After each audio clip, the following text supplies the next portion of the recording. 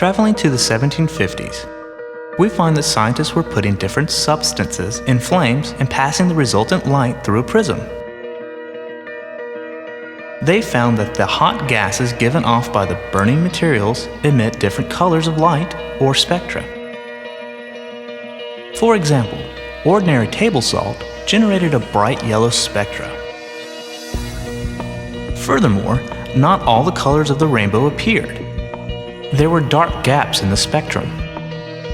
In fact, for some materials, there were just a few patches of light.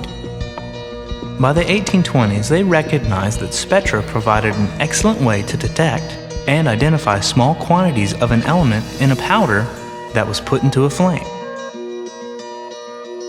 Meanwhile, the white light of the sun was also being examined closely. And in 1802, it was discovered that the solar spectrum itself had tiny gaps. There were many thin, dark lines in the rainbow of colors. But the reason for spectral lines in the light and the relationship to each substance was a real mystery.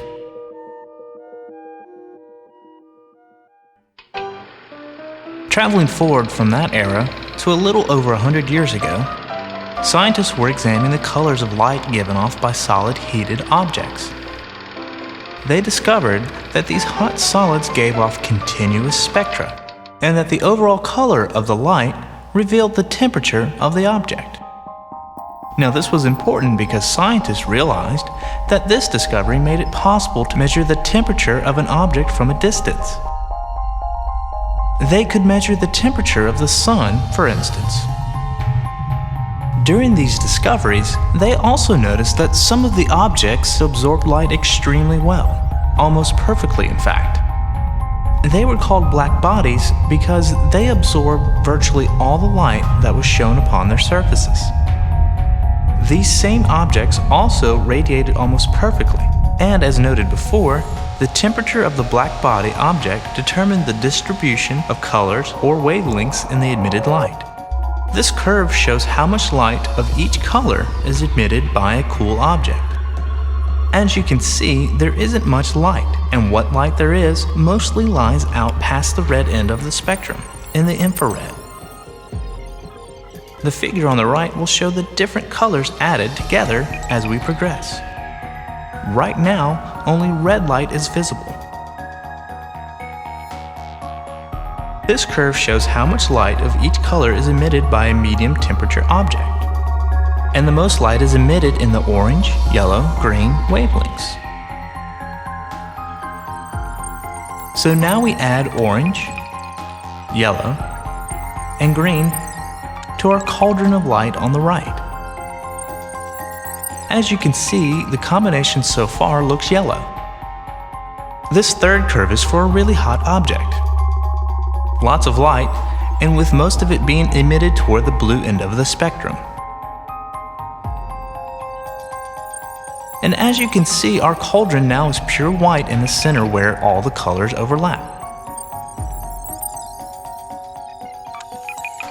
A heated black body follows this color path as the temperature rises. A good example of black body radiation is the heat inside a kiln.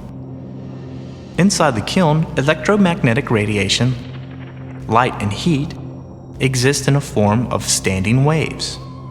Waves that, like the vibration of a guitar string, are attached at both ends. The ends of the standing waves, like the ends of a guitar string, do not move. They are anchored to the sides of the kiln. And many waves exist with varying wavelengths of color.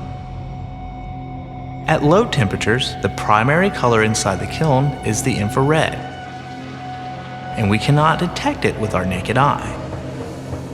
But as the temperature rises, the kiln begins to glow red, and as the temperature continues to rise, the dominant color changes to orange, then yellow, then bluish white. The distribution of energy in light shifts to shorter wavelengths as the temperature rises.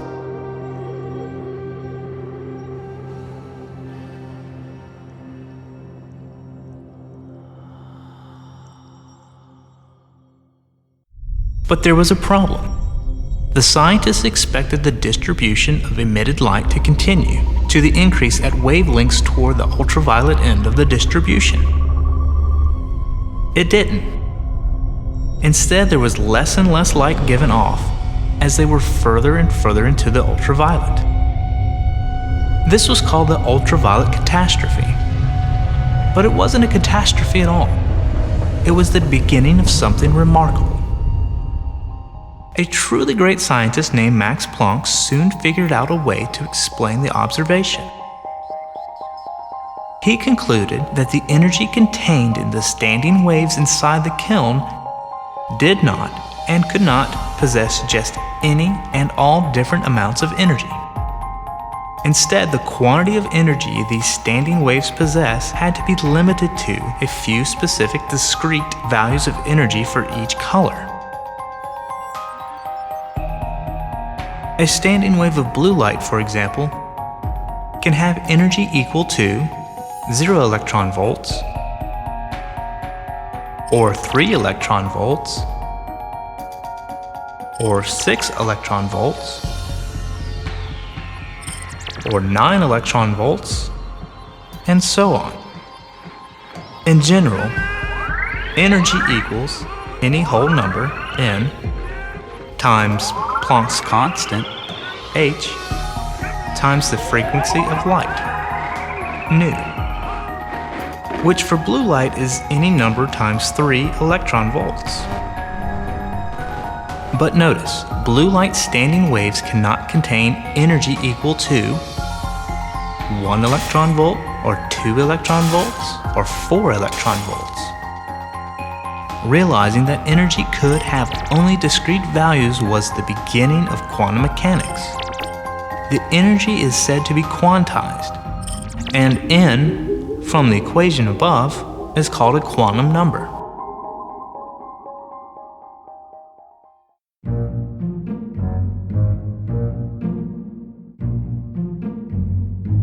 Planck's conclusion that light energy is quantized was quickly used by Einstein to explain another puzzling phenomenon.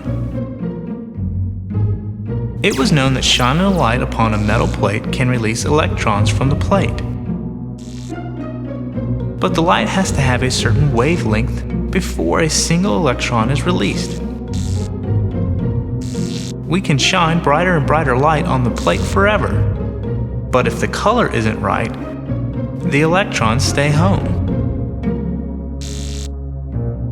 Einstein concluded that the light striking the plate had to be coming in discrete bundles, and unless a single bundle had enough energy to free an electron from its captivity, it would remain trapped.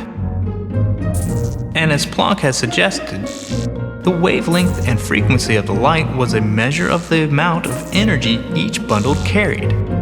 So while blue light packets might be able to free an electron, red light packets could not, no matter how many red packets hit the plate.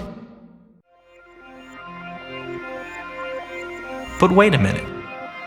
That sounds awfully like light is a particle and not a wave. And there are mountains of data showing light behaving like a wave. Diffraction, refraction, interference. Which is it, a particle or a wave? It is both. These light packets are extremely tiny. Let's call them photons, from photos, the Greek word for light. And when you try to explain the behavior of things this small, you must resort to really unusual ideas. The ideas contained in quantum mechanics.